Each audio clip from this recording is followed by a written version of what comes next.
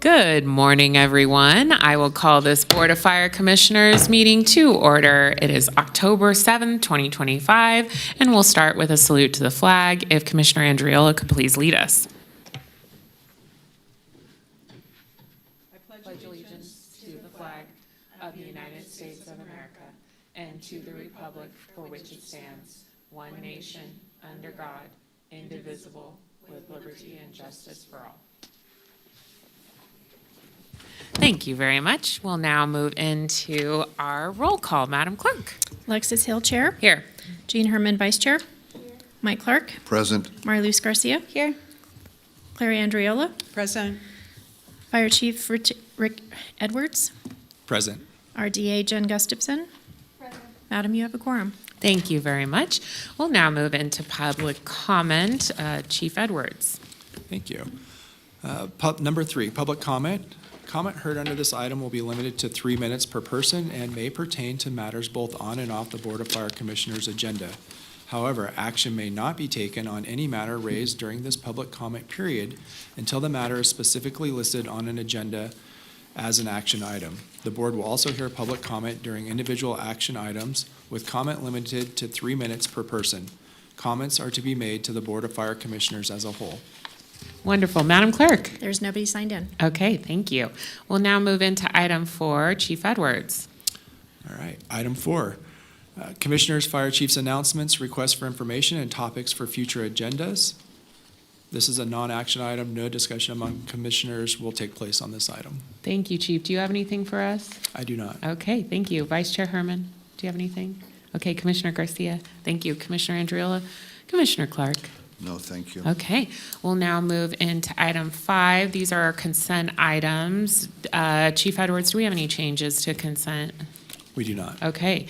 Madam Clerk, is there any public comment on consent? There's no comment on any of the items. Okay, thank you. I am looking to the board. Does anyone want to pull an item, or would we like to entertain a motion? Move to approve. Thank you, Commissioner Andriola. Looking for a second. Vice Chair Herman, thank you. All those in favor, please say aye. Aye. Any opposed, please say nay. And that motion passes unanimously. Thank you so much. We'll now move into item 6, and Commissioner Garcia is going to help us with this item, and Chief Edwards. Yes. Yeah, but we have no proclamation. Is there one on the dais, or is it in the packet? Okay, perfect. We're here for you. So if we could, item 6 is a recommendation for the Board of Fire Commissioners to proclaim October 2025 as Fire Prevention Month and approve a proclamation concerning the proper disposal and recycling of lithium-ion batteries to reduce the risk of fires in homes and communities. And if we could have the fire prevention staff come down as well. Wonderful. Would you like to read it? How about we take turns? Perfect. Okay. All right. Thank you for being here. The Truckee Meadows Fire Protection District Board of Fire Commissioners are committed to ensuring the safety and security of all those living in and visiting our county, and whereas fire is a serious public safety concern, both locally and nationally, and the presence of lithium-ion batteries in many household devices introduces unique fire risks. And whereas most of the electronics used in homes daily, including smartphones, tablets, laptops, power tools, e-bikes, e-scooters, and toys, are powered by lithium-ion batteries, which, if misused, damaged, or improperly charged, can overheat, start a fire, or explode. And whereas the National Fire Protection Association reports an increase in battery-related fires, underscoring the need for public education on the safe use of lithium-ion batteries. And whereas residents should follow 3 calls to action: buy only listed products, charge batteries safely, and recycle them responsibly to prevent battery-related fires. And whereas lithium-ion batteries store a large amount of energy in small space, and improper use, such as overcharging, using off-brand chargers without proper safety certifications, or exposing batteries to damage can result in fire, explosion, and Whereas the proper disposal and recycling of lithium-ion batteries help to prevent environmental hazards and reduce fire risk in the home and community. And therefore, the Board of Fire Commissioners does hereby proclaim October 2025 as Fire Prevention Month. Yay, thank you. Good job. And please introduce yourselves, and if you have anything else to add, Fire Inspector Trainee Victor Olmedo. welcome, thank you. And Fire Inspector Trainee Andrew Royett. Wonderful, and I know you, I'm so excited to see you. Retired, once upon a time, Jennifer Donahue, helping out Truckee Meadows, as they have a very special place in my heart, as Oh. do these two inspectors. Well, we're grateful to have you on the team. Thank you so much, and we really appreciate the work that you're doing to keep our community safe. Do you have anything else to add? I would like to make that in the form of a motion. Thank you very much, Commissioner Garcia. I'm looking for a second. Second. Oh, thank you, Vice Chair Herman. And Madam Clerk, no other public comment still. Okay, all those in favor, please say aye. Aye. Any opposed, please say nay. And that motion also passes unanimously. I will now move into item 7, Chief. All right, item 7 is the International Association of Firefighters Local 2487 report.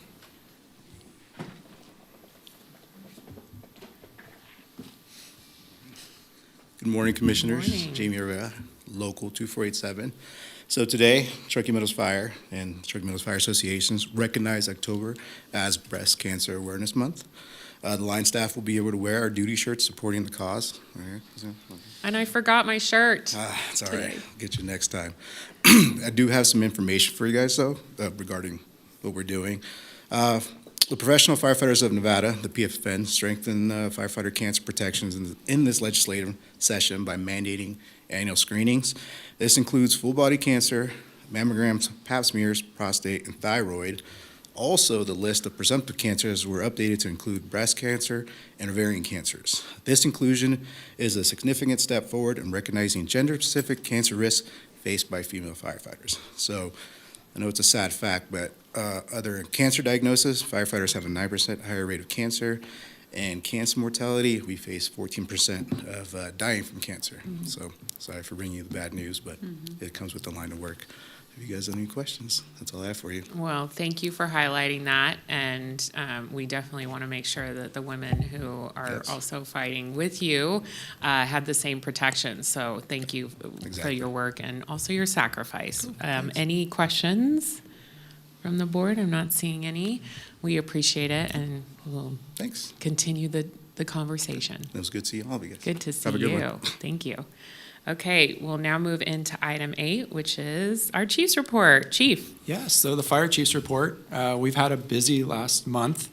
Couple items I really wanted to highlight. So as October is our fire prevention month, one of the best ways to help us help you during a wildfire is fuel reduction and vegetation management. So we're excited that this month we're also kicking off our green waste recycling.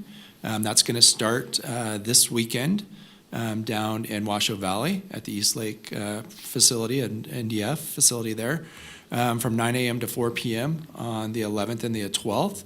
And then we also have 3 other dates that are on our website. So if folks want to go to tmfpd.us, you can see those other dates that are listed as well. Switching gears a little bit, our Hexagon update. So this is our new CAD system that's supposed to increase our interagency communications. There's been a lot of challenges with the software development to the fact that now we're meeting every week with the executive staff of Hexagon and the software developers to try to work through these challenges. So we're having some small wins there, but the progress is slow. So we'll continue to watch that very closely. Some capital projects, the Station 37 renovation project with the apparatus bay is nearing completion, if anyone's been by there recently. We're going to be looking for, I'll be working with the chair to put together a ribbon cutting sometime in early November to celebrate that project, as watching that come to completion. We also completed the PPE, our safety washroom at our headquarters facility. And I really want to send out a big thanks to Chief Swiak and our logistics coordinator, Rob Stoltz, for bringing this project to fruition. This is huge, and it's going to directly impact the health and wellness of our firefighters. Having a formal location and a process for cleaning their protective equipment and their turnouts so that we can get all those carcinogens out of their turnouts. So our firefighters see this every time they go to a fire. There's different carcinogens that they're exposed to. Those are absorbed into their safety equipment and their safety gear. And so now we have this process in place to help clean those more thoroughly to reduce those risks to our firefighters. So super thankful for our team to be able to put this together and formalize that process. And then we also have some new fire apparatus that's going to be arriving. So we have a new Type 3 brush engine that's coming. It's actually here. It's being upfitted right now, and hopefully we'll have it at the next Board of Fire Commissioners meeting to share with you all. And then we have a couple smaller brush engines, Type 5s, that'll be here sometime also in the middle of the month of November. Fire conditions, as we're starting to experience the fall weather, our fire risk have decreased significantly, but it doesn't mean that we're out of the woods just yet. As we know, weather can change quickly. We get some warm temperatures in the wind, and our fire risks are right back to where they were. So we're going to continue to watch this very closely, but I think it's important also to recognize that across the western United States, because we're seeing a change in the weather, that the large fires have started to really drop off. So just trying to remind people, don't let your guard down yet. This is a good time to actually get out there, do your vegetation management, your home hardening, and so forth, and take advantage of those green waste recycling days as well. And then the next item is the 180-day plan. So shared that plan out with all of you. Some of the things we're working on right now to tackle into that plan is we conducted a budget study session with our CFO and our labor leaders a couple weeks ago to kind of really drill into the challenges, the structural budget deficit that we're experiencing here within Truckee Meadows Fire. And then just to increase our fiscal literacy, understanding where our money's at, how our monies can be spent, and so forth. And then we're also working to enhance that with monthly budget presentations as well. And so the presentations that are shared with you all are also being shared with the entire organization so that everybody is understanding of where we're at fiscally in the organization. In dispatch, we're also evaluating the challenges with our current dispatch processes. So we're trying to figure out how we can streamline some of those to be more effective, make sure we're getting the right resources to the right calls. And then part of that is also collecting the data on our priority 3 responses to make sure that we are sending the most appropriate resource to those EMS calls for service. And then internally, our communications, we're adopted an internal procedure for electronic communications, which with an archive process so that we'll have a history to go back and look at to really help enhance our organizational communications across the board. And then one of the other big things that we're working on right now is to reduce silos across our different divisions by ensuring that our division and deputy chiefs are also getting out into the firehouses, sharing what they're doing, and having that opportunity for our crews to ask questions of them to be better informed as an organization as a whole. So we're really excited for that. And then the last item I have is response statistics. So I do have an update. You'll see that the July data was revised. In that the responses to and responses from were inverted on page 7 of that. So there's a new data set here to share that information out. And then in August, we had 2,727 responses to 1,935 incidents. And some of the big incidents that we responded to was the Peavine fire was 119 acres. And the Rancho fire was 1,482 acres, and thankfully no homes were lost and no injuries with any of those fires. And I also want to give a big thanks to the Red Rock volunteers at that Rancho fire. Their efforts were incredible and helped to save some of those homes during the initial moments of that fire. So big thanks to our volunteers there as well. We also had 2 structure fires. Nobody was injured last month, but 7 people were displaced and assisted by the American Red Cross for that. And that concludes my report. Okay, that was a lot. Thank you, Chief. I'm wondering if there are any questions from the board for the chief on the report. Yes, Commissioner Clark. Thank you, Madam Chair. I've got a couple of comments or questions. On the cleaning of the uniforms or your gear, that happens at the main headquarters? Is that where the new facility is, the new room that does the cleaning? It is, yes. It's at our headquarters. How do the firefighters at the other locations, the other firehouses, do they bring their gear in on a regular basis? How is that? How do you facilitate the folks in the branch offices, for lack of a better word, bringing their gear in? Yeah, that's a great question. So our firefighters have 2 sets of safety equipment. And so after a fire, they bag that equipment up, the contaminated, and then a battalion chief will pick up their contaminated equipment, bring it bagged to the facility at headquarters, where we have specially trained people to open those up and then clean the equipment. So how fast is the turnaround time? Let's say they've got a soiled set of gear and one clean set of gear, and then you go to another fire. I mean, how quick is the turnaround time and getting that back to the firefighters? I'm actually going to defer that question to our division chief, Swiak, as he oversees that project. Sure. Jay Swiak, Division Chief, Training and Logistics and Fleet. It can be as short as 24 hours. Or even the same day. It just depends on how much we're actually doing. If it's a smaller type of an incident, we have a lower amount of turnouts, so we can get it done fairly quickly. But if we have more turnouts, it's going to take us longer. The benefit of having it at the headquarters facility is that the personnel that are doing it are trained, and they're not only in taking care of the turnouts themselves, but actually doing an inspection process according to NFPA 1850, which is supposed to be a new standard coming out as of December. Yeah, I wasn't questioning the wisdom of having it at headquarters. I just wanted to see what the turnaround time was and how often they get their uniforms cleaned or their gear cleaned, and making sure that they have clean uniforms available or clean gear available pretty consistently. So that was my question. Okay, understood.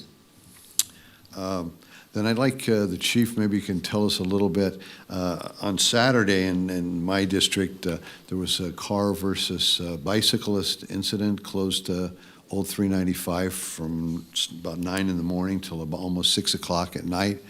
Lots of folks use on the weekends bicycle on that route. They also bicycle on East Lake. Very dangerous area to ride a bike, and there was at least one fatality. Mm-hmm. I'm wondering if there's, without getting into details about that, is there anything we can learn to share with the bicycling community about safety on Old 395 there? Was there anything that jumps out that somebody did wrong or right, or was it? How did it happen? Is there something that we can share with the bicycling public throughout the county to prevent car versus bicycle incidents? That's a great question. I know that incident occurred. I don't have the specifics to that incident or the cause of that, sure. But it's something we can definitely look at, and then we can share out safety tips for cycling in that area through our social media. Sure. You and I are meeting tomorrow, so maybe we could go over that a little bit. But I'd like to share. Every weekend there's hundreds of folks that are serious cyclists. They've got all the right gear, the helmets, the uniforms, nice racing bikes, and so forth. That use that route in its county, in our county, and it's my district. And I want to make sure if there's anything that we can learn from this incident that we could share with the different bike shops and the different bicycling clubs in the community and the motorists. I mean, there was a car involved as well. So I'd just like to see if we can learn from that and share some safety tips with the community. So if you could check into that, I appreciate it. Thank you. Yep.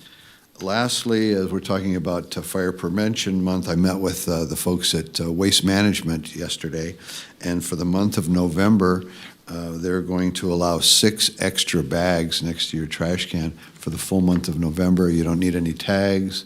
They're not going to charge anything, and it's just a good opportunity for folks that are trying to create defensible space. Maybe they can use this opportunity the month of November to utilize the free service from our good friends at Waste Management. So just wanted to get that on the record, and I hope the county can also share that through our media department and make sure that the citizens of the county are aware of extra bags for the month of November. That's just what I wanted to get on the record. Thank you. Thank you, Commissioner Clark. And I agree. We'll make sure we get all that information sent out to folks so they know about our green waste and waste management. That's awesome. Extra bags for folks. Any other commissioners? I'm not seeing any. Well, thank you, Chief. That's a great update. We'll now move into item 9, Chief. All right, item 9, financial presentation on the status of the fiscal year 2025-2026 general fund and capital project funds as of August 31st, 2025. Good morning, Commissioners. Cindy Vance, Chief Fiscal Officer for Truckee Meadows Fire. Okay, good.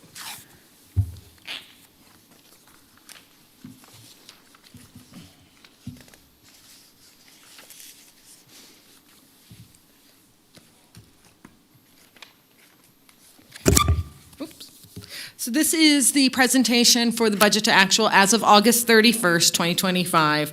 And just because of the time in these meetings, we have to, it's about a month after. Okay, and so the general fund revenues, we're comparing this to 16.6% of the budget because that is 2 months worth of the budget. You'll see that property taxes are actual is much higher than our budget, but we get a large tax payment in August, and that's about 36% of our total property taxes that come there. So we'll receive another approximately 20% in this month, about 39% in January, and that'd be in our big last one, and then we'll receive a little bit in March. It's only equal to about 5%. So this, even though it's over budget for when you just compare it on a monthly basis, this will have to help supplement the rest of the year too. C-Tax comes in September. So we hadn't, for our intergovernmental, we haven't received any yet. Those all run about 2 months behind. I did see that our first C-Tax payment was a bit low, but we're meeting with the state is having a local government meeting in a couple weeks. So great. We're going to be attending that and talk about what's going on. I think maybe also some of their technology issue might be helping or hindering the distribution, so it might have been a low one because it was only about 840,000, where we usually see about 950, and that came in September. Our charges for service, we started just sending out the bills for July and August now this month, so we'll be seeing that coming up in the fall here and gaining traction. So our total revenues at this point are over budget. Again, we have seen the property tax, we've got, which is a major source of our revenues, the most significant one, where we did get a larger distribution. Okay. For general fund expenditures, salaries and employee benefits are 79% of our budget. We're really running close to budget, just slightly under, and with salaries and wages, it was probably one of our higher kind of a period for July and August because we see some more employees going on vacations and that, so we do see a little bit more overtime during this time, but we're still running under budget. Again, with our budgeting ending fund balance currently being about 4%, we need to actually run a bit more under budget. So we're actively working with staff all together, as Chief Edwards had mentioned, to review the budget and trying to make cuts and figure out how we can grow the fund balance to a 16 to 20%. Okay. Let's see. There is included in the package a capital summary. I know that Chief Edwards has gone over some of the capital projects, but it is just a current status of our budgeted projects by project. I didn't include a slide, but we can discuss that if you'd like, or it is in your package if you have any questions. Okay. Also wanted to spend some time following up on the questions that were proposed last month. One of the questions, we talked about what is financed with debt. We do have our 4 debt issuances, 3 are facilities related. And the way that our bonds are written, they can be for any facility. They're not specific for a facility. However, at that time, we have a main facility project that it is dressed on. used for, but then we can use any extra proceeds for other facility projects. So our 3 facility projects that we have are related to 37, both the house project and the apparatus bay, purchasing of land, and the Barron Way project. And then we have 1 equipment bond.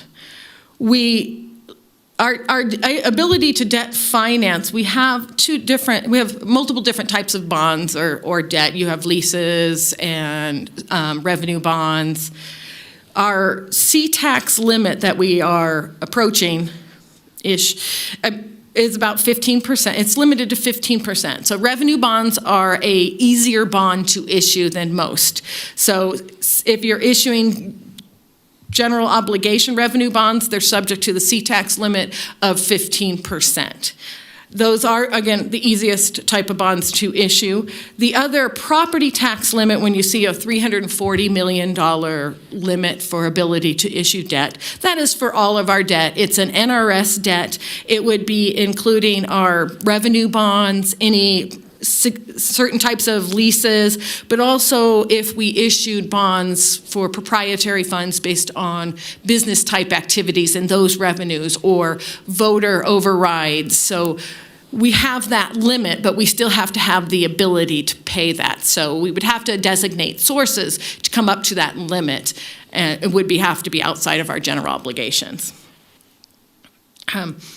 There was a question about the estimated value of our buildings owned. As of our last insurance renewal, we do an estimate, and it's a roll forward. We do not have a full assessment of the values of our appraisal on the values of our buildings, but it's about $32.5 million for the buildings, not including the contents. For collateral, it's not necessarily the way we issue bonds.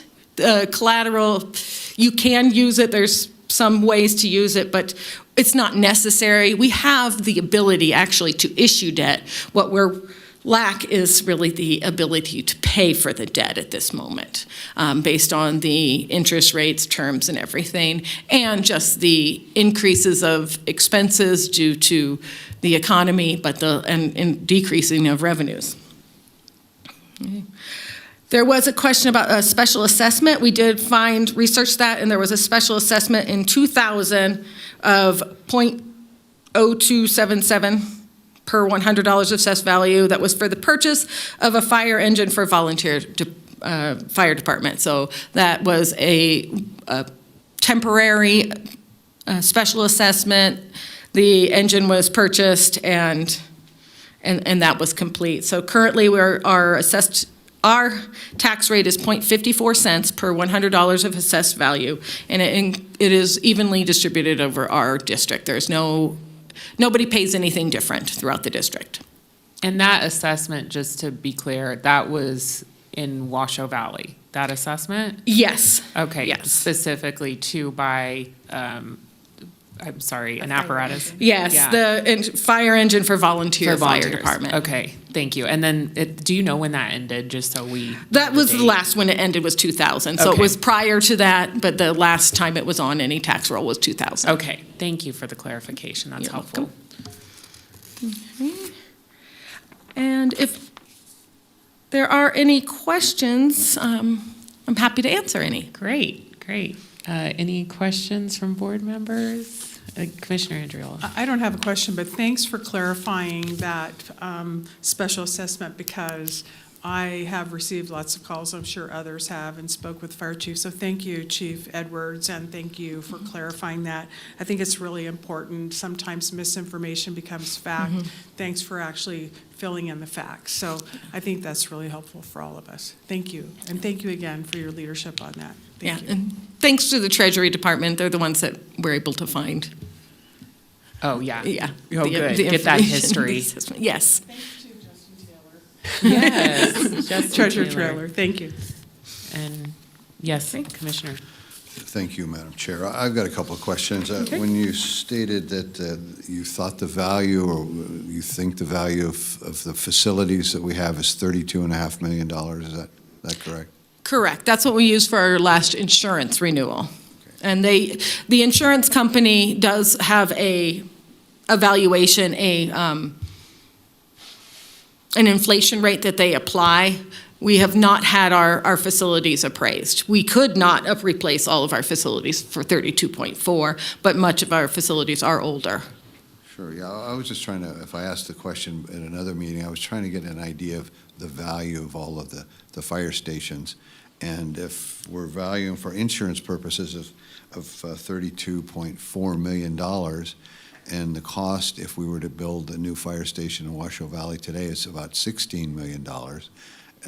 16 and 16 is 32, is the last time I checked. It seems like we have a lot more value in facilities than $32.4 million. So I'd like to get a better handle of what the total value is of all the properties that Truckee Meadows Fire District owns or controls or occupies. So. Okay. And we could And I request. don't expect you to do that today, Okay. but it'd be interesting to know what the total value of the properties are. Thank you. Thank you. Any other questions? I just wanted to highlight to the board that the vice chair and I had a meeting with executive staff at the county about the PILT funds that we receive from the federal government. This is payment in lieu of taxes.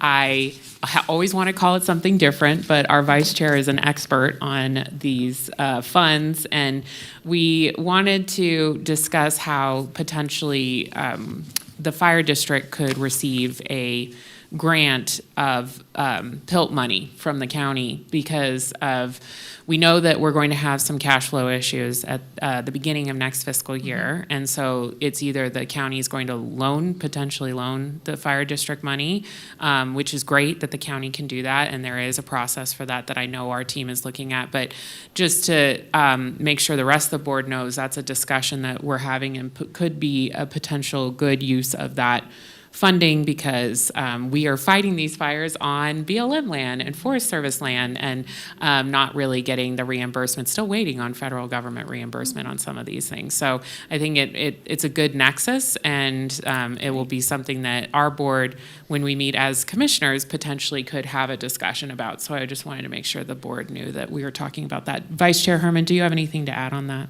Okay, great. Well, thank you so much for this. This is really great. I think the board digging in every month. I really appreciate the capital fund worksheet. That's really helpful as well to see what we've got outstanding out there. Thank you. Thank you. All right. We will now move into item 10. Chief. All right. Item 10 is recommendation to approve the suspension of board policy P404.3B, equipment reimbursement allocation retroactive to fiscal year 2024 to 2025 for possible action. Thank you, Chief. Do you mind giving us a quick little highlight on this? I do. So this policy was brought forward as part of when we have off-district assignments, and we get reimbursements for that equipment that goes off-district for wildland assignments. We get a reimbursement from that, and this policy takes a portion of that, 50% of that, and puts it into our capital fund, and that capital fund is used to then replace equipment as it ages out or needs repairs and so forth. And part of our, as Madam Chair alluded to, is we're going to have a challenge come July 1st next year as part of our fund balance, and that we don't have enough cash on hand to pay the bills until we get that first property tax disbursement at the end of August. And so what we're looking at is ways that we can temporarily put more money back into our general fund to be able to pay the bills. And this is one of those, so that we can put the money back in general fund to pay the bills. And that one-time money should be enough to be able to cover that through July to August of this next year. And then we'll reevaluate if we need to do it beyond that. And then re-implement this policy after that time, so that we can start putting money back into capital again. But this ask is that we would temporarily suspend that, and for the last fiscal year as well. So we did not make a transfer of those funds, that we could put that into general fund to help pay the bills in the next year. Great, and I think this just shows our chief is digging into every policy and every potential financial option for our board. And I'm glad that you are speaking about bringing it back to the board to get it back on the books, because it's a good policy. We want to make sure we invest in our equipment, but when we have cash flow issues, we need to be making these decisions. Any other board comments? Commissioner Andriola? I would, thank you for looking for the quarters in the couch.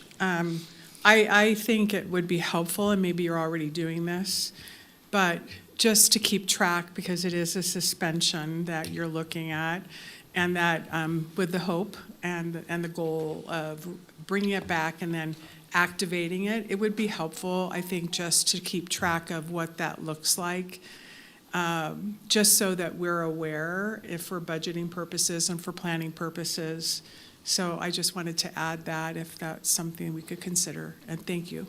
If I can add to that one, we do actually track every incident and the equipment revenue, so we do keep that tracked even outside of the policy. So we will be able to tell exactly how much money that equated to would have gone into the capital fund that stayed either in the general fund or the emergency fund.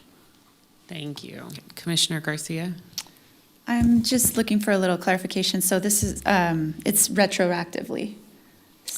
Can you Yes. explain how that works? So we received monies for off-district assignments all the way up through June 30th of this last year. We did not make a transfer of those monies into the capital fund. Okay. And so this policy suspension would encompass those monies as well. Okay, so the policy, if approved today, goes into effect today. And then when do you anticipate that we would revisit this? So I would anticipate that we would revisit this sometime about the same time next year. Okay. Once we get through that July to August 30th timeframe. Perfect, thank you. Thank you. And Commissioner Clark? Thank you, Madam Chair. I think that this board policy P404.3B, I think that's a good thing. I think it's a good thing that that has been in place, and during robust economic times, it makes sense. If you're putting 50% back into the equipment that you're renting out or leasing out or utilizing off-site for other fires, and as you get that payment back, it's a good idea to have money set aside for depreciation on the equipment and the wear and tear on the equipment. So I think that's a good idea. But I understand why we're trying to do this now. When do you think this might 404.3B might be reenacted and put back into play? Because I don't think we should make this thing, I think it needs a sunset. I think the request to do this has to have some time frame so we can get back to putting away money for a rainy day and money for replacing equipment that depreciates. So how long of a time frame are you looking at to temporarily suspend this policy? Absolutely, Commissioner. I think that's a great question, and fully support that we need this policy. We would evaluate this next year about the same exact time to see how much money that we would have from fund balance to be able to not have to do the same thing for the coming year to the 26-27. So we would evaluate, did we have enough money? Did we get our fund balance up to about 16%? That's our biggest challenge right now, is not having the fund balance where it needs to be, and that's the cash on hand to cover us from the beginning of our fiscal year till we get that first disbursement of property taxes at the end of August. Really, that number needs to be about 16%, as we spend about 8.4% of our overall budget every month. So if we could get that to 16%, we should be able to live within our means and then re-implement this policy for the coming year. Sure. And I understand you inherited this. So there's a reason that the money isn't available for what we need it for. It's no longer available. It's been spent. And let's not candy coat that. And so, again, I'll support this, but I'm looking for this to be a temporary fix and not an ongoing thing. This needs a sunset somewhere down the line and start putting back reserve money for replacement of equipment. So, again, I'll support this for that, as long as it's understood that we need to get back on track. And I know you're working hard at that, and I appreciate it. And again, I understand you inherited this, so you're trying to make things work. That was then, and this is now, and you're here, and I appreciate what you're doing. But I hope the public understands the importance of having these reserves built back up to where they need to be. Thank you. Thank you. All right, any other commissioner comments? I'm not seeing any. Still no public comment, Madam Clerk? Okay, thank you. All right, I am looking for a motion. Commissioner Andriola. I'll move to approve the suspension, Thank you. and it's a suspension of Board Policy P 404.3B, equipment reimbursement allocation retroactive to fiscal year 2024-2025. Thank Second. you. Thank you, Commissioner Clark. All those in favor, please say aye. Aye. Any opposed, please say nay. And that motion passes unanimously as well. I will now move into item 11. Chief. All right, item 11, recommendation to approve a purchase order to the Siddons Martin Emergency Group Incorporated, 1362 East Ritchie Avenue, Houston, Texas, 77073, in an amount not to exceed $250,000 for the repair of a 2019 Pierce Quantum Type 1 pumper, Fire Department 0117, in accordance with NRS 332.115C for possible action. Thank you very much. Chief, do you have any background for us on this? I do. So we had a fire apparatus that sustained quite a bit of damage during a vehicle accident last winter. And so there's initial estimates to have that apparatus repaired. We paid our deductible. We received a check, and then we sent the fire apparatus off to have the repairs made. But as they are able to estimate, they can only see it from the outside. And so when they pulled the body off, or the back of the apparatus off the compartments, they noticed there was a lot more damage behind that. And so the insurance adjusters came back and said, hey, there's more damage, here's the additional amount. So they transferred that money to us. Now we need to be able to transfer that money back to the company to make the repairs. And that's what this item is before you. Great. And this company is a specialty repair shop, which is why we didn't do competitive bid. Correct. This is they're designed specifically for our Pierce apparatus. Okay, thank you. Any questions for the chief? I'm not seeing any. All right, I'm looking for a motion on this item. Madam Chair, I move to approve the purchase order as outlined in the staff report. Thank you, Commissioner Garcia. A second. Thank you, Commissioner Andriola. All those in favor, please say aye. Aye. Any opposed, please say nay.